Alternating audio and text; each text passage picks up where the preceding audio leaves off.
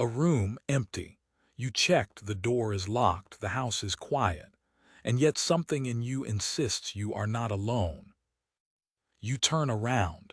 There is nothing there, but the feeling doesn't quite let go. You felt this before. In an empty hallway, late at night. In a parking garage when your footsteps were the only sound. At a dark window you suddenly couldn't look at anymore. It starts small, a prickle at the back of your neck, a pull to look behind you. And the strange part is, you know better. You know the room is empty. So why does your body refuse to believe you? This feeling is not a mistake. It's not weakness or childishness or a mind gone wrong.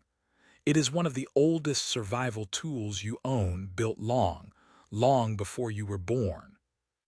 For almost all of human history, you were not the most dangerous thing in the dark.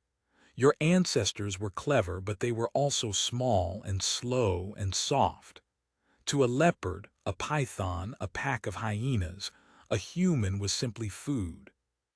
For millions of years, your family lived as prey, and the deadliest danger was never the predator you could see. It was the one already watching you, a pair of eyes in the tall grass, a shape that held too still.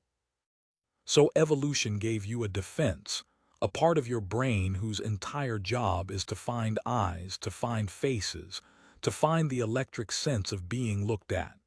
It is faster than thought. The alarm reaches your fear before you understand what you saw. You flinch first and ask why second. But here's where it gets strange. A simple alarm would only say danger or no danger. This feeling says something far more specific. It doesn't feel like a thing. It feels like a someone. Why would your brain insist there's a mind out there in the dark? Picture an ancestor, alone, hearing the grass rustle behind them. It might be the wind. It might be a lion. The one who shrugged and assumed wind and was wrong did not live to have children. The one who assumed a watcher and ran became your ancestor. So your brain learned to conjure a watcher out of shadows. A false alarm costs a moment. A missed one costs everything. Those two mistakes were never equal. Sense a predator that isn't there and you waste a sprint and feel foolish. Fail to sense one that is, and you simply vanish.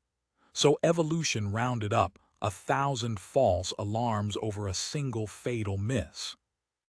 Every ancestor who felt watched and was wrong still woke the next morning. Everyone who felt safe and was wrong did not. You are descended, without exception, from the ones who turned around. And there's one last clue, written into your own eyes. Look closely at a human eye and you'll see something almost no other animal has, a wide band of white around the center. In most species, the sclera is dark, and the direction of their gaze is hard to read.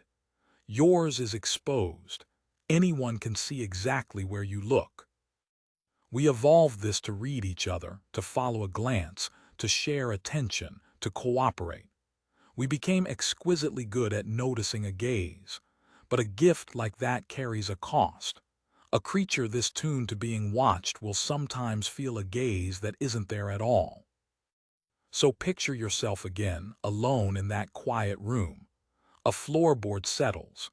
A shadow leans at the edge of your vision. And your ancient detector does the only thing it has ever known. It assumes eyes. It assumes a mind. It assumes you are not alone. The feeling of being watched is not a flaw. It is the echo of a system that kept your family alive for 1,000,000 years. The room is safe tonight. Your ancestors' rooms rarely were, and your brain is still running the software they wrote. So the next time the back of your neck prickles in an empty room and you turn and find nothing there, try not to feel foolish. You're simply meeting the oldest part of yourself. The part that survived because it always turned around.